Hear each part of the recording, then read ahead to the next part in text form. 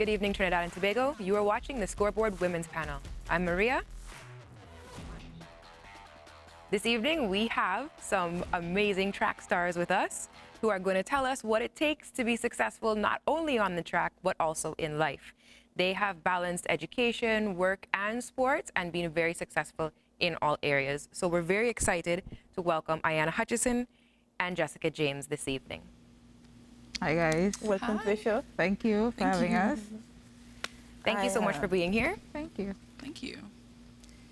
So, how was traffic this morning? I'm coming from Arima, so you know there's always traffic regardless of what time of day you leave. It doesn't matter. Traffic morning, noon, and night. So. I could imagine. So, both of you are from track and field, right? That's right. Which event? For me? Which one? Yeah, I used to do sprint, so that's the 1 and the 200 meters. Middle distance, 400 and 800. Okay, wonderful. Yeah. So, I have been, working with you for a couple of years in the ministry, and I know that you have very outstanding accomplishment in track and field. Same with you. So, I would like you guys to share some of your best memories in the sport with us today. Oh, well, for me, I had to kind of go way back because I've been in the sport for like yay high since I was like literally a child, like 7 or 8. I made my first national team when I was about 11 or 12, and I CUT games. That was like just for the Caribbean Union teachers games, and they used to have children, a younger age group, competing, and that was my first national team. I was a double curved gold medalist back in the day, I think in '96, like a long time ago. In '96, on the 1 and the 200. And just come full circle, actually, was a professional athlete for a number of years, made the Olympics a couple of times. And me, I have transitioned from being that elite professional athlete to a semi-professional athlete because I also take part in Masters track and field. And up in 2015, I was the World Masters champion in the 100 meters, second in the 200, and we actually set a world record for our age group in the 4x1. So, yeah, I think I've kind of come full circle. Amazing. So how do you balance work, education, and sport over such a long career? Your support system definitely plays a part as far as balance is concerned. There's no way I could have definitely done any of this by myself. My mom, who is, I just call her superwoman, literally, she has been by my side for a lot of, well, all of my career. And recently, my husband, boyfriend at the time, he was also there for a long period of time. And when we got married, things just kind of continued along that vein. So the only way to balance this life and regular life is definitely have a support system in place. So, what about you, Jessica? For me, well, Ayanna been in this way longer than me, but I would say it started at the age of 15 for me. I was a tomboy, climbing trees, wrestling with guys in the streets. And my coach found me. So when he found me, he said, one day I'm going to make you a star. And it started right there at the national, was it the national games and zonals? So it went from zonals. I had no talent at all, but something he saw in me. And the rest was history. It started, from Crifta, where I ran my fastest time of my life as a 15-year-old, 2:11. Wow. And I barely scraped on to the national team. I remember running 2:18, and I missed the mark by some seconds, and they still gave me the opportunity, Mr. Serrett at that time. And, I got the opportunity, and I went on, and I went from 2:18 to 2:11. And from that, I'm a 5-time Crifta medalist. I'm a CEC silver medalist. I'm a NACAC silver medalist. I am an All-American champion at this point. So because I went on to college, I went on to Iowa Central Community College. I went on to Abilene Christian University. And from there, I'm a Southland Conference champion.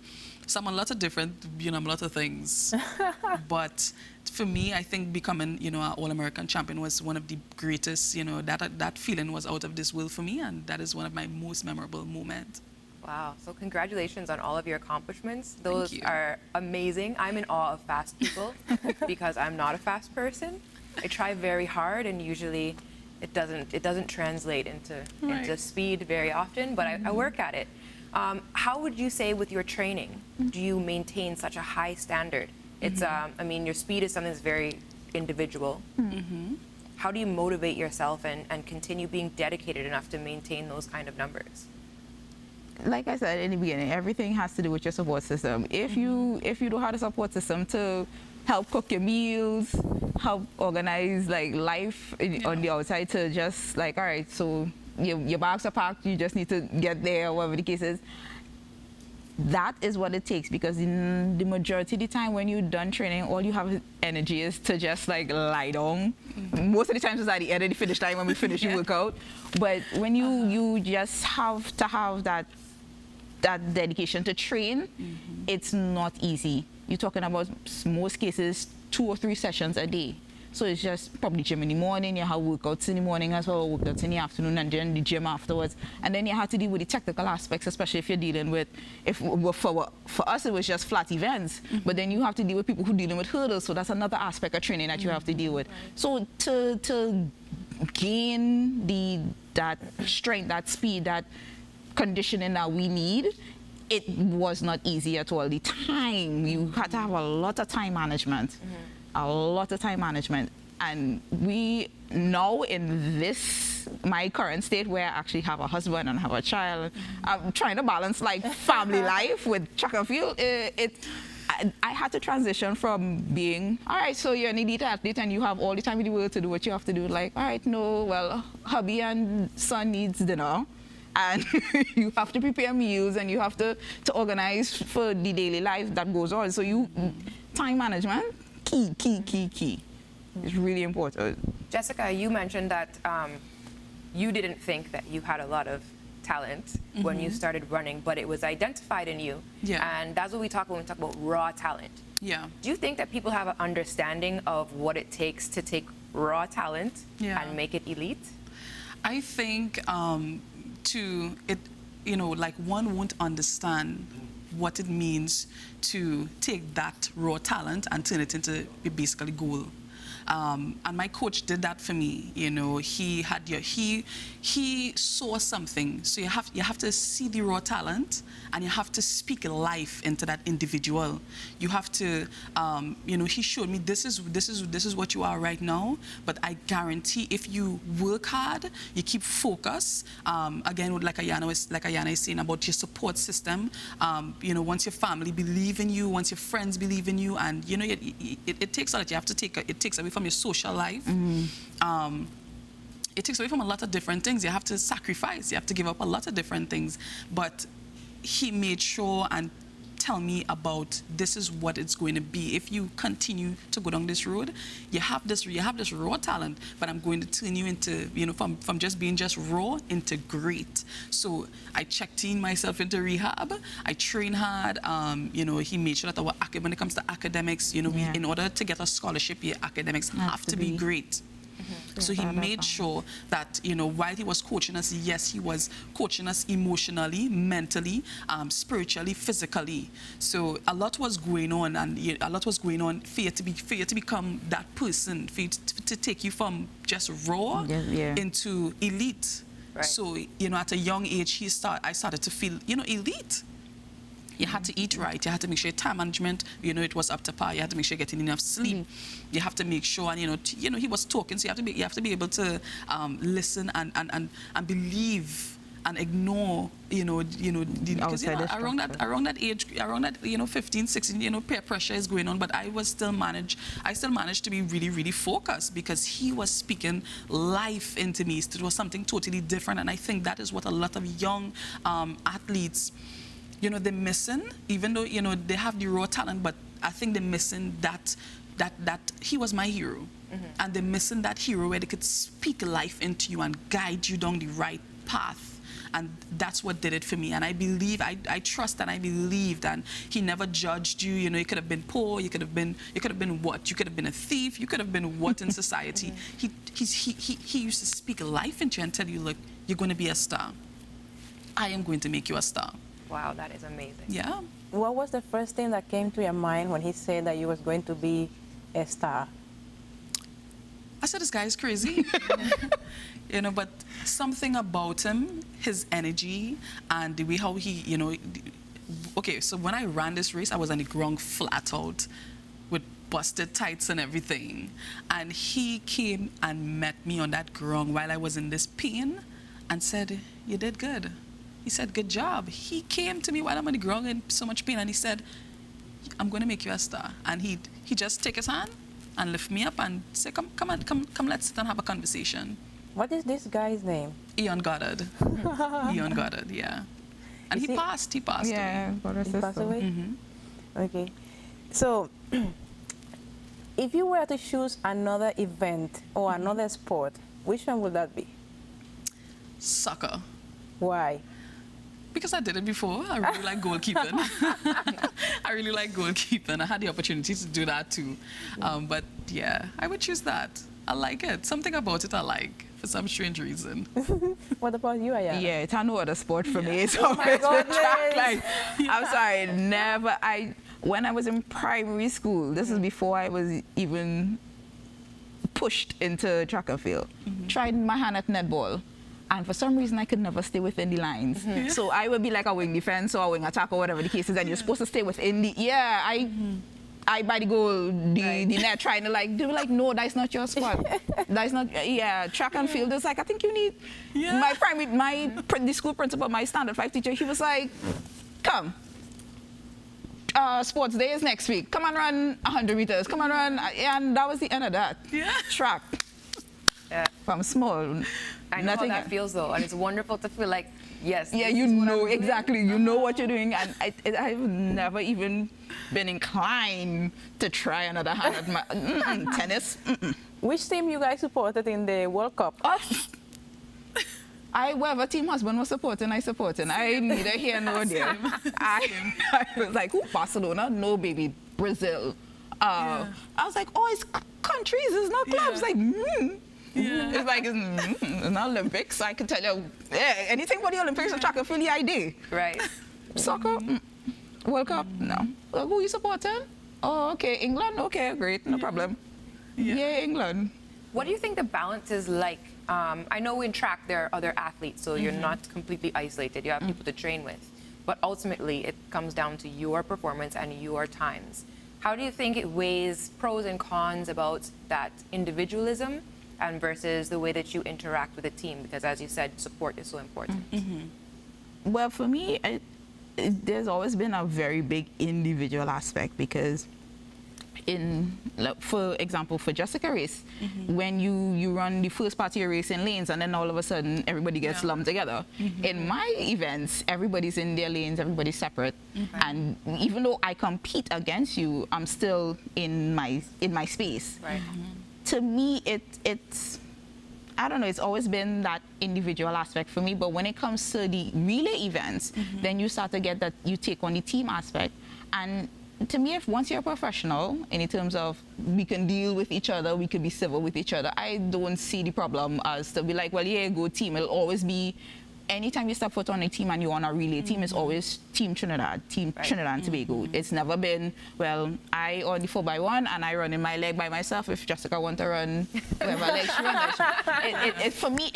For me personally, it's never been about that. It's always been about team. When you get to, even if you, once we make a national team, even though I'm competing in my event and she's competing in her event, we will always support one another. But at the same time, there's always that sense of individualism because at the end of the day, I can't go and run her race for her. Right. So you could separate the two, but at the end of the day, you could still bring the two together and still be, you know, have both aspects of the individualism and the team combined as one. So. Right. And I think over the years that it would have changed, because for me, when I was younger, I would be like, game on, you're dead today. Right. But then, I mean, after being around everybody for so much years, we started to develop this love, this unity, where if she's in the sprints, I'm like, oh, I'm there. Okay, this is action. This is lights, camera, action. I have to see this race. So we will be warming up. Because we have family in there, after being around each other for so much years, we would be warming up and we would stop to go and make sure and watch and support, you know, because Yes. sometimes, you know, they might come back, you know, I think I fell short here. And we can say, well, yeah, you know, something look like, you know, when they come on the blocks, you slip a little, but, you know, so after all these years, and it's changed, and now it's, you know, more unity. Everybody's supporting each other because, you know, yes, it's individual, but we all know, you know, that we need to run a certain time to get where we need to be. You know, we all know that, you know, it's only 4 people could be on a team, but still, you know, we have to make sure and really run a good race to make this show happen. So do you think that the level of competition has developed into, I guess, more support? You understand how hard it is to be there, so you have to have love, even if you're competing. Love, and after every race, you know, we hug or, you know, shake hands. You know. tend to see that a lot after all the competition. The competitors hug each other, and at least and that's to show that respect to say, well, all right, we understand. We all been in the same. We've been here together for a while, so there's always a level of respect and love, like she said, love showing. Do you miss your athletic career? At times. I'm still in it, but I'm not in it in a way that I used to be. I'm not competing on I don't want to say elite level because the masters and them don't play either. Then you're thinking these are masters or older people. No, they still have that high level of competition. It's still very elite as far as the level of competition is concerned. But I don't miss the long training sessions. I don't miss those. It's not easy to be an elite athlete. Jessica will tell you it is. Solange will tell you the amount of, you would know the amount of hours it takes to be elite. And when you go home, your body is tired and dead, and you still had to get up at 6 a.m. in the morning to do it all over again. I really don't miss that. I like sleeping in sometimes. All right, well, we have to take a break right now. I know we're on a roll, so when we come back, we'll just keep on rolling, and we can talk a little bit more about the Masters and the representation in sport. You are watching the Scoreboard Women's Panel, and we'll be back after this.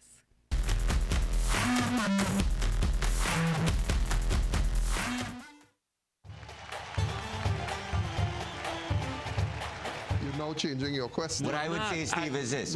My first question was, and roll back the tape. I made my debut for Crystal Palace against Tottenham Hotspur. My responsibility was to get the ball and make things happen offensively. In all the time we've played together, I've always been the decoy. Welcome to Field of Dreams on ACTN. My name is Steve David, and I'm your host.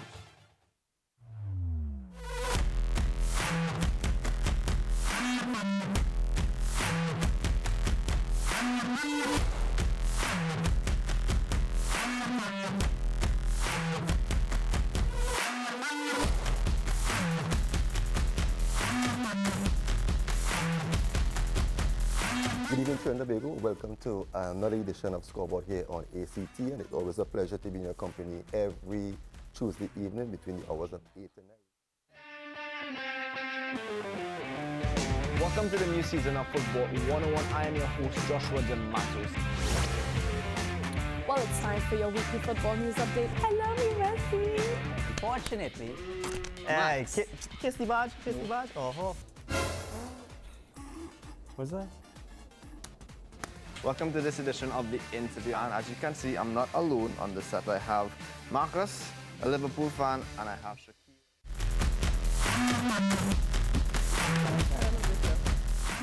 Welcome back to a Scoreboard Women Panel, and we are continue having discussion with Ajana and Jessica John from the sport of track and field.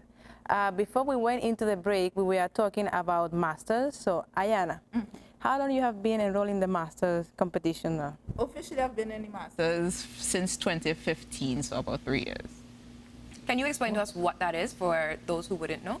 Okay, so if you're into any track and field sport, the governing body is the IAAF. So they govern all forms of track and field up to a certain point, right? As far as the Masters is concerned, they govern track and field from the age of 30 onward. Okay. So we're talking about even if you want to be 85, 99, 102, you could still move. That's where the World Masters at athletics take they govern. So basically is from the age of 30 regionally, that's the age you can start competing in Masters. internationally, the age group starts from 35. Okay. Right? So in 2015, I was around 35. Somewhere around there. And they do 5-year increments, so it's 35 to 39, or give or take, 35 to 40, 41 to 45. So it's 4 to 5-year increments depending on the amount of competitors. Okay. The younger competitors tend to be a lot more, has a larger enrollment of people, but as you get older, the groups tend to diminish. But at the same time, it's somewhat awe-inspiring to see like an 89-year-old or a 95-year-old coming out of some starting blocks, like heading down the track. Just this year, actually, the World Masters were held in Spain, and the oldest competitor there was 102. Oh, wow. And I'm looking at an old lady in some tights, mind you. At 102, you in tights and flats, and she was, for lack of better term, she was sprinting on the track, like seriously walking and puffing. I'm like, I want to be moving at 102. Like, it's a lot of people who can't even stand up and walk, and she is literally sprinting down the track at 102 in a 200 meters. Wow. And we like to think that, especially locally, they tend to brush, after a certain age, they tend to brush athletes aside, like, well, all right, it's time for you to retire, like, you're done. I've even had one coach, True Divine, I heard about this said about me, like, why I still running, why I ain't gonna have babies. Oh, gosh. And I was only 35 at the time, and I'm like, Kim Collins is 39, like, he's still sprinting on the track, setting records, like, why I have to be able to park up and have a baby because I'm a woman, why, like, because I'm a certain age. And I took offense to it, but at the same time, it kind of motivated me, like, you can't tell me when I'm going to be done with this sport. Whenever I feel to walk off the track, then I will walk off the track, and not a day before. So it kind of encourages you to stay active, stay fit, especially if you like doing a sport that you like doing. You can, everybody runs, even though Miguel says she, you know, so it's always been, there's always that encouragement that, like, whenever you're ready to quit, you quit. If not, keep going. Right. Jessica, do you feel that there is enough female representation, role models, examples? Do you think that little girls in Trinidad and Tobago can see athletes and say, oh, look what I can do, or I want to be able to do that? Right now, no. I mean, we have so much women that would have done, you know, some of the most amazing things, but I think most of these young girls do not know us because we have Ayana, you know, look, I'm basically sitting in the presence of some of the most amazing women. And do these young girls know us? No. No, they don't. So what I would have done, recently I would have went to the Miss World competition. Yes. And I would have, you know, because I call myself this Wonder Woman, because I just don't want, if I have a good following, I'm going to make sure that you follow me for something real good, and you're going to learn something from my page, that you could do anything that you want to, that you could be anything that you want to be, and you could do anything that you want to do. So I went from, I have this whole adventure thing. I just love going on adventure. So I went from racing to pageantry, and from that, now I own, 2 companies, and I'm still going to shoot. And if I want, I could jump back in track and still have them hot, because I'm still training, So I think, a lot of the youngers, they do not know us, and what we would have done for this country. And I think, if there's some way that we could, come together and, let them know, well, this is Ayana, this is Jessica, she's this, she's that, and, this is how, we're going to get you from point A to point B, so it have to be a movement. But a lot of young girls, they're out there and do not have a proper role model, because people, society, the ministries, and I mean, they just don't, they don't have no type of awareness for these sportswomen. So you would realize a major decline right now in track itself. And in most of these sports, it's a major decline right now. So then that's something that we need to work on. Yeah, when a couple of years ago, when Solange and I were working in the ministry, we used to have a lot of outreach programs. There were a lot of... we have the Women and Girls. Yeah, there were a lot of things in place to at least not necessarily recruit girls into sports, but at least have them be aware of their options. Like, you, just because, you know what I mean, you're a girl, that doesn't mean you can't play football. You could play whatever you want to do. And since those programs have been cut, there has, like she said, there's a serious decline. There's no mentorship in schools. And a lot of the recruitment or the awareness comes from what we do in our own little communities. In where I live right now, there are one or two little girls. I'd be like, well, you know, you could come and do training, you could come and run with us, have fun, or whatever the case is. And without that, there's no massive drive, there's no recruitment, there's no education about what we could do in it's hard sport. for people to get into it without an invitation. Exactly. Especially when you have a time frame and people are going to say, well, time for you to go to your domestic. Everybody, mommy and daddy, want their children to be doctors and lawyers, and I'm like, yeah, but you can get a doctorate degree and run on the side too. Like, you don't have to be pigeonholed into one thing. But we both have degrees. We all have. How was balancing training when you were in school? Oh, well. It was good. I really cannot say. It was tough at times. Yeah. But I mean, when you're on a full scholarship, and this is what a lot of people do not know. So when you get a full scholarship, athletic scholarship, listen, I was living my best life in a private institution, sitting on soft chairs like this, right? And everything paid for, nothing out of pocket. So my parents had to pay nothing. And it had tutors. So your girl get a hot certificate for research writing, right? And the people in them hot private school. Nice. Right? But they made it really easy because it had tutors. It had, you had a schedule, a heavy schedule, yes, but you was able to, attend to everyone, training, gym, school, church. You was able to attend to it and still be like, okay, I got this. Because it had a strong support system. Right, so the institution was set up. Yeah, the system was designed for you not to fail. Not to fail. There are too many options that, like, if you're in trouble, tutors there. They have study hall hours. If you can't get the time to study at home or you have noisy roommates, you have study hall hours. You can go to study hall between 3 and 6, 9 and 10. And your classes are scheduled around your training times. You basically are in control, but even if you falter at some point in time, there's no need, there's no reason why you can't ask for help. Like I said, the system is designed for you not to fail. My only issue with being in school, and I needed to learn how to balance, because mommy used to take care of everything at home. Right. So when I got into school now, I was like, okay, I had to cook.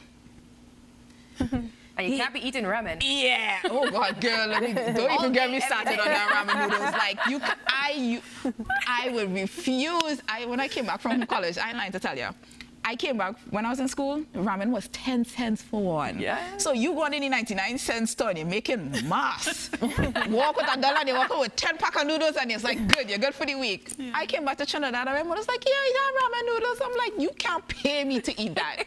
But in college life, you learn. In college, I learned to be an adult.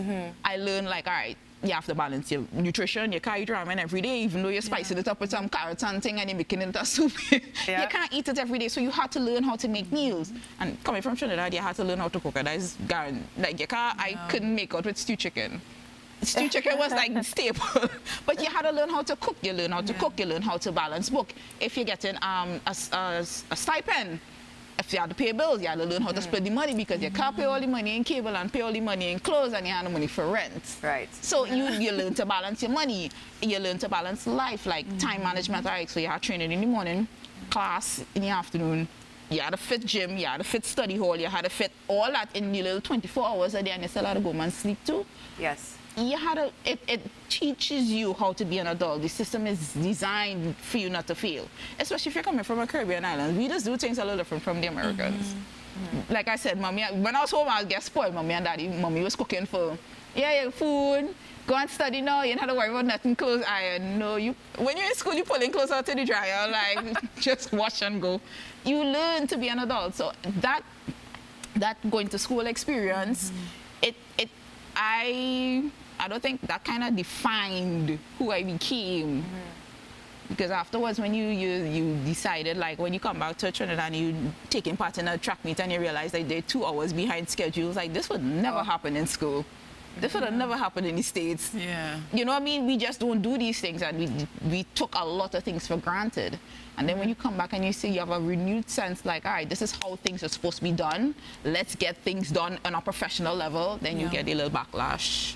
Well, we don't do it so because we're in Trinidad. We don't do things this. Yeah, How do you manage to transfer from that scholarship, you know, that schedule where everything was in order, and when you came back to Trinidad, things were very different. So how do you manage to get accustomed to our system here?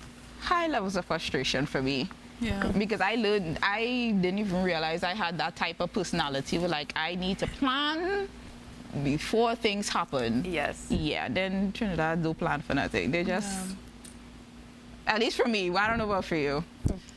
I think I just, you know, glide right back in. You know, because I know what it is. Right. I know exactly what it is, but I, you know, you get frustrated sometimes. You know, sometimes you really get frustrated, you know, with the way how things could be done. You know, things could, you know, could get stuff done way much more quicker, but I mean, you know, it's home. And then again, balance is such a big part of it. Yeah. Because you can't fight down everything and expect to be successful. You have to find a way to balance it. Yeah. What can I do to make myself comfortable? What can I do to contribute in the best way that I can?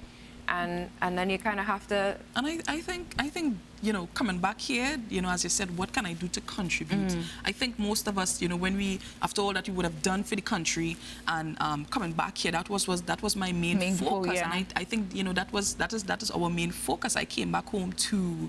What can I do now? Now I would have, you know, given most of my life, you know, running for this country, and now, you know, I'm a holder, you know, of 2 degrees. Now, what can I do to, you know, bring something to the table?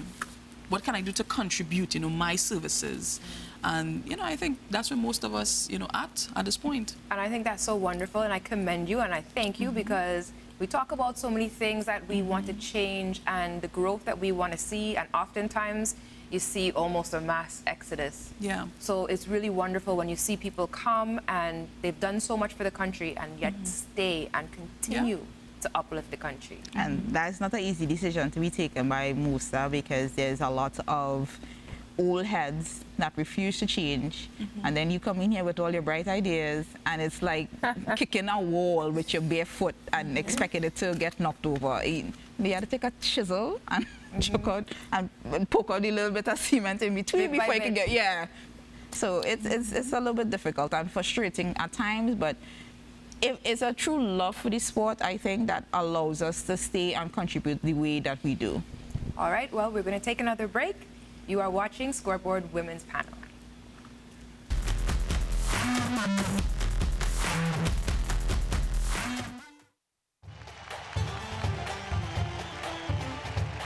You're now changing your question. What I would say, Steve, is this. But my first question was, and roll back that tape. I made my debut for Crystal Palace against Tottenham Hotspur. My responsibility was to get the ball and make things happen offensively. In all the time we played together, I've always been the decoy. Welcome to Field of Dreams on ACTN. My name is Steve David, and I'm your host.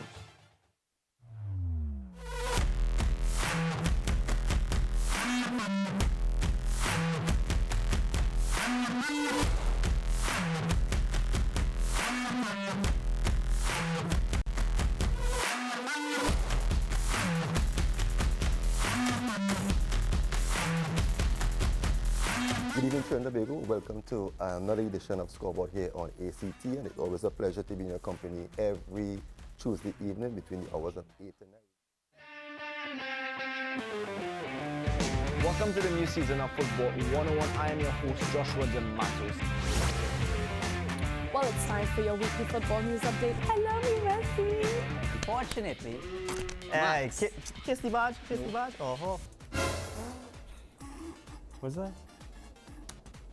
Welcome to this edition of The Interview, and as you can see, I'm not alone on the set. I have Marcus, a Liverpool fan, and I have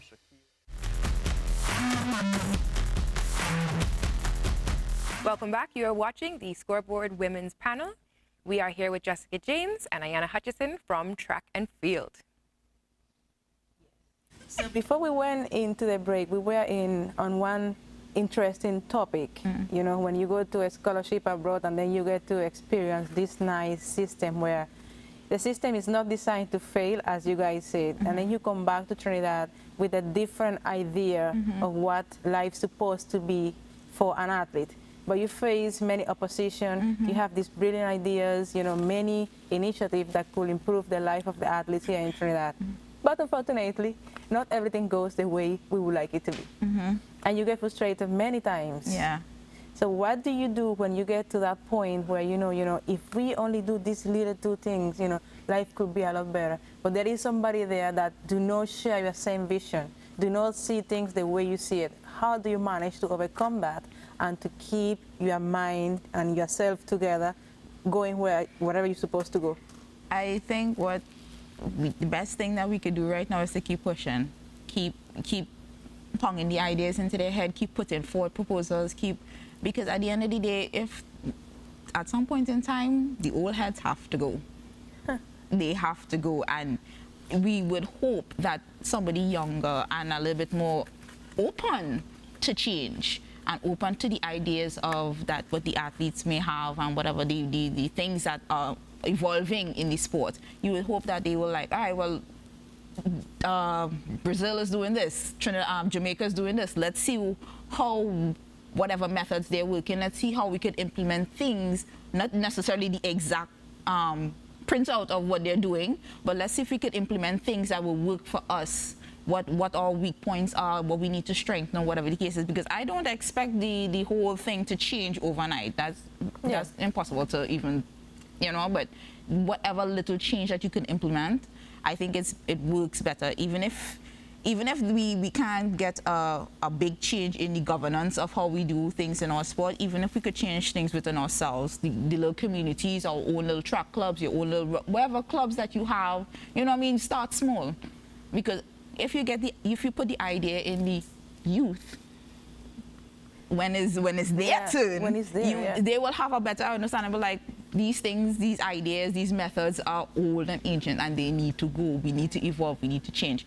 So even if we can't do it now, if we plant these seeds in the future, if we keep pushing, like I said, keep pushing our ideas, I think eventually, God, I hope it's not too long, but eventually we can get to where we are. At least be a little bit more competitive on the world stage as to how we recruit athletes, how we encourage girls and women to be a part of sports and not have it be a negative thing, which it still baffles me to this day and age, where you still have parents be like, you go and do a sport, you go look like a man if you lift weights. I'm like, we in 2018 though, like, how is this still relevant? How are we still thinking like this? So like, wherever, plant the seeds, because at some point in time, you have to understand that we are individuals. We think differently from, I don't do the things my mom would do.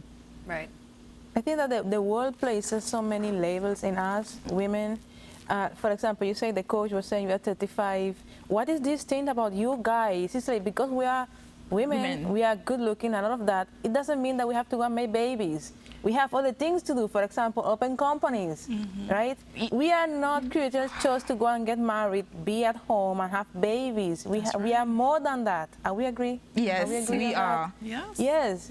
And as you say, nowadays we have parents still telling the children, do not take part in sport. But furthermore, we have teachers telling the kids, do not go and be in the PE class because I don't want you sweaty in the class. You know, and we lack a system that encourage people, especially female, to be in the sport, because sport is this thing that can bring transformation and changes. Because look, the guys say, you are going to be a star, and you became a star, and then you, as you say, you were in a full scholarship, and those are the little things that parents do not realize. If you only do these little things, you know, you will get a better life, but everything requires work and commitment. Now, most of us, it's like, we want results from today to tomorrow. It's not going to happen. No. You know? And then the next issue is that when we are fortunate enough to reach where you guys reach, when we come back to Trinidad, we want to give back.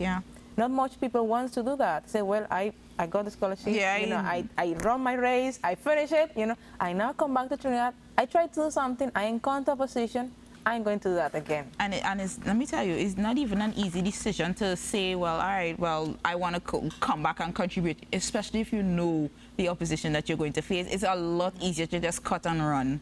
That's why you find that mass exodus of people leaving. Like, I know so many girls who went away on scholarship around my age, and none, or but a few, came back to Trinidad. Everybody stayed in the States and made lives for themselves, and nobody's like, and I'm like, you used to run so good, you would have been an awesome coach. And I'm like, I think of all the people who have helped me for nothing, no reason other than they just wanted to help.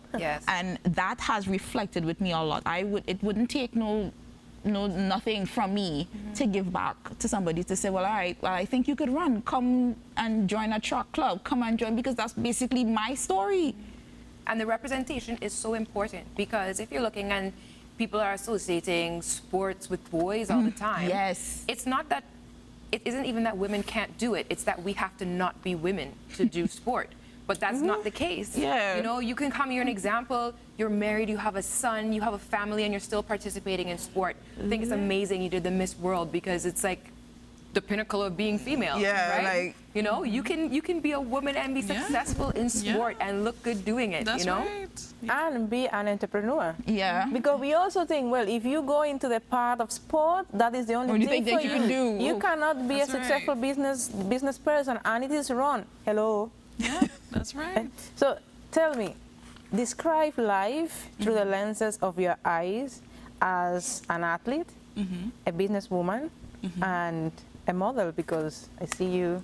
Yeah, she's been poised the entire interview. Like, I like how you portray yourself. I mean, that's the way we're supposed to be, because, you know, sometimes we think, well, I am an athlete, I have so much muscle, I am not sexy. No, muscles are sexy. You know? So that is one of the myths that I wanted to rain my parade on, because being a part of the Miss World competition, like, I think with my event, and I think most athletes, we have a unique body. So I said, you know what? When I'm finished with school, because everybody just used to always be like, Jess, I think you have this nice smile. I think you have something about you, you know. And I got tired of hearing. So I said, you know what? Let me go and really see what's going on here. Let me go and really test me, test my faith. I said, because I fear nothing. And I went, and the experience was like, it was out of this world. Like, I was literally treated like a queen. Wow. It was out of this world, and they know I was, an athlete and everything, and everybody loved my body. Everybody loved my body. Oh, you won't even believe that. I always feel there's so much beauty in function. Like, you can look at something beautiful, but when it is also can do things for you, that's even better. You know, they was like, how to get his legs, how to get his legs, because I hid my legs like till the competition, and then before the final night I decided to release them. The unveiling. So I was some 6 inches, getting on the runway face with these cords, baby. It was a wrap. But it was, that's why my slogan was from racing to pageantry. Because yes, you could be strong, but still you could be elegant. Yes. And it also taught me how to be a lady. Yes, I call myself the first lady, but it basically sharpened the rough edges. And I would even encourage a lot of young women to get into it, because it's amazing. The experience was out of this world, and I came forth. Wow! Congrats!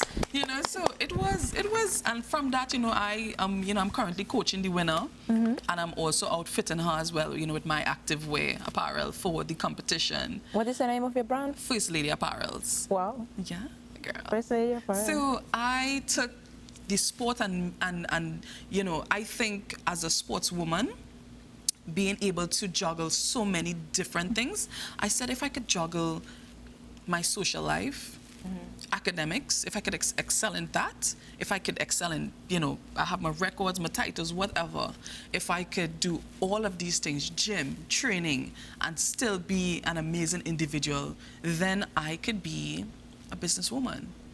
Then I could be a first lady if I want to. I could be, a pageant girl. I could be anything that I want to be. Yes. So I made the sport, made me a versatile woman. Yeah. I am just not a one-way, not because it's one lane and that's it. I could be really smart. I could own different companies. I could do anything that I want to. So that is my mission.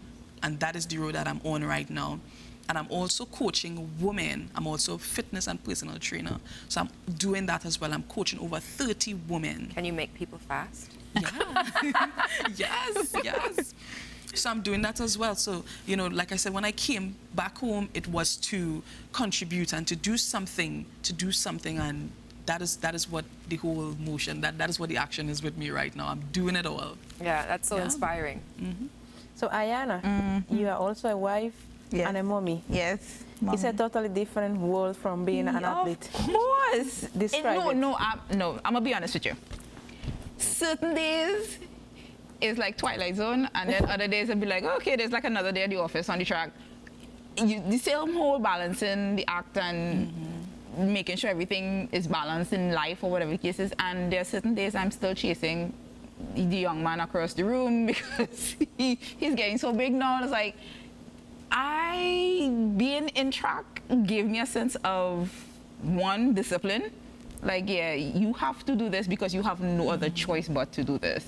And if you say like, all right, this is it. I have to focus and get everything done and still do what I want to do and make sure that I take care of me in the whole process. Because it's easy to lose yourself. All of a sudden, everybody sees you as mommy and wife, not knowing that you could still be like Jessica and have a business on the side. You could still have life. You could still do these things, these amazing things that women are known for doing. Regardless, just because you're married and you have a son, that doesn't mean your life is pigeonholed into the one lane. You don't have to stay in the lane. You, could, you know what I mean? So this is one of the events that you can actually merge. Yes. And like Jessica, I'm also doing, I've recently started doing a crafting business on the side. I'm doing like paper flowers, and I'm hoping to go into events planning and stuff one day. So, trying to make sure everything. I'm getting inspiration from Jessica here. Yeah, this beautiful pieces. Yes. The inspiration is definitely on a high. Yeah. The universe is abundant. I mean, we can have anything we want to have. We can be anything we want to be. And the great thing is we can incorporate sport into that, which is then going to encourage more people to get into sport. Because as you've been saying, I mean, once you take care of your body and you're physically capable of doing things, you train your body to be capable, you train your mind to be disciplined, there's nothing holding you back. I agree. That's right. I agree. Yeah, sometimes we as athletes, well, everybody, with the exception of Maria Thomas, MT7, but someone says something to me that actually resonated, that I never saw myself as that. Her name is Pamela Crispo. She's a good friend of mine. She lives in the States. But the point is, she told me, Solange, you were an accomplished athlete. There is nothing you cannot do. Athletes are the most committed person that you can ever encounter. And then at the moment, I didn't believe in what she said. But then I thought, it's like, when I was in Cuba, I trained for so long, so many hours, sometimes 3 times a day. The training was so hard. We had no social life, no life. The life was just sports and education. And when you spoke about the coach that really encouraged you and so on, I went through the same process.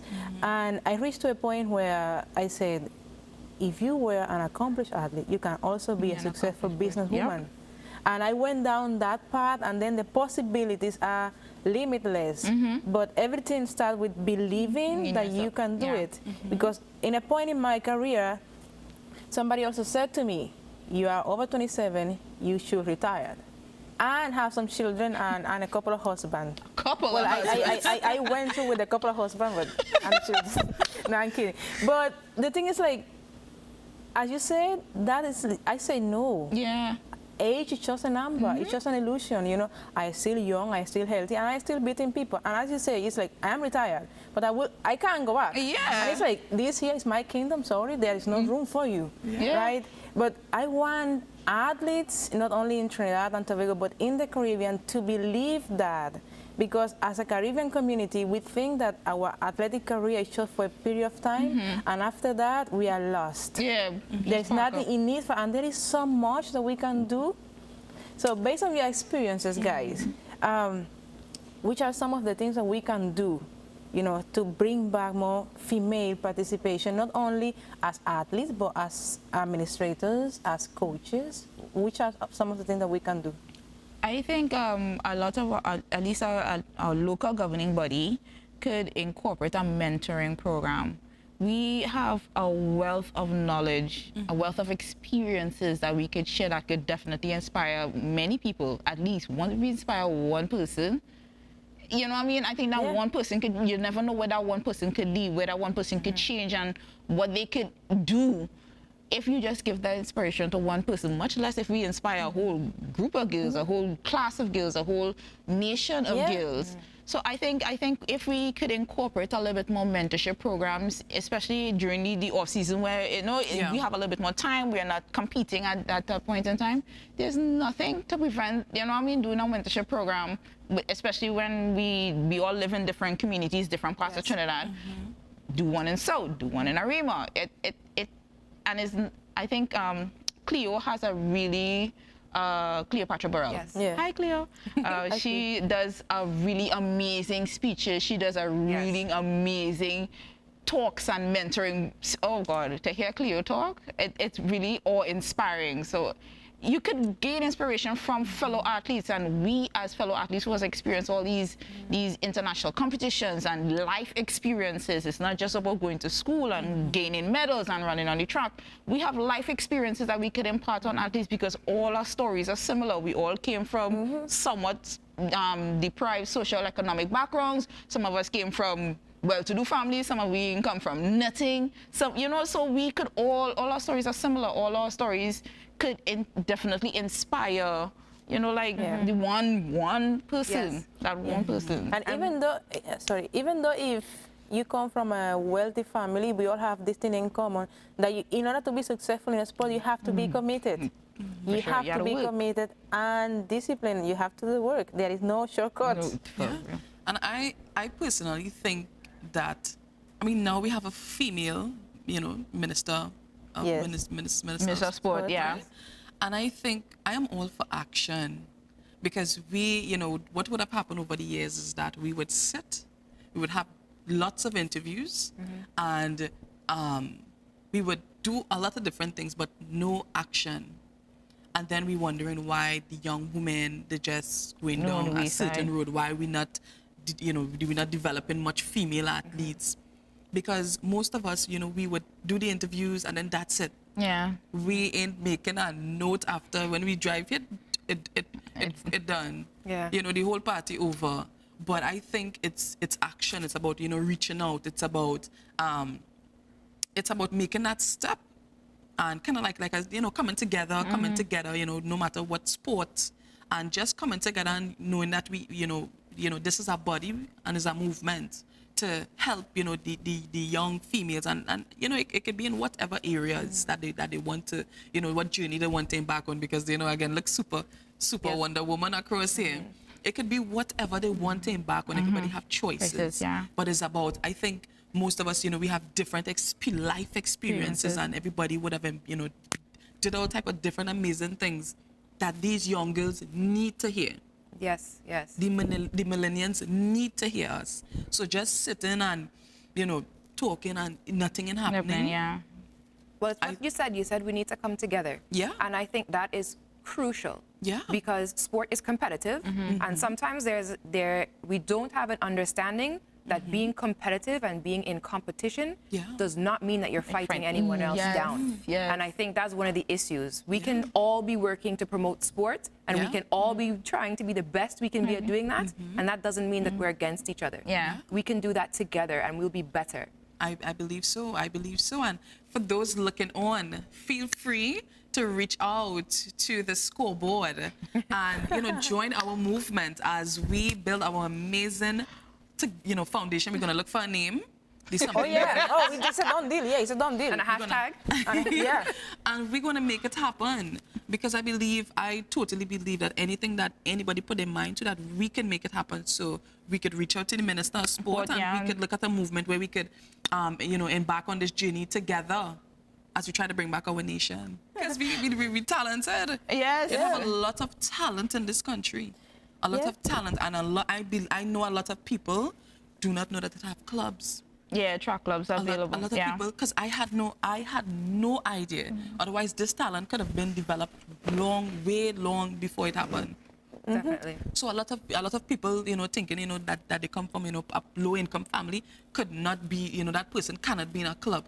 My first shoe, my girlfriend Janelle Belil, she gave me a Spikes. Wow. And then when Mr. Surratt, he gave me a shoes. And from that little thing, yes. I and took where it and you went from those run spikes. with it. It was fire. You wasn't beaten when I have on them shoes, So I just think it's just about reaching out and not just talking, but really making it happen. Because I think the young women especially, they need us. Because we have so much knowledge, so much experiences. All of us are strong, and we can make it happen. And to share it, we'll go forward when we pave the way. People need to hear the stories. Yep, and with that, we have come to the end of another edition of Scoreboard Women Panel. This edition have been with Ajana and Jessica, which call herself Wonder Woman and the First Lady. And these four wonderful ladies have come with the initiative to make Trinidad great again in sport. So we are going to be putting together a program to present to the Ministry of Sport, because we want to bring back the females' participation in sport. And stay tuned, continue viewing us every Tuesday right here on a Scoreboard in the Women Panel. And until then, be good, be happy, be courteous, and be blessed.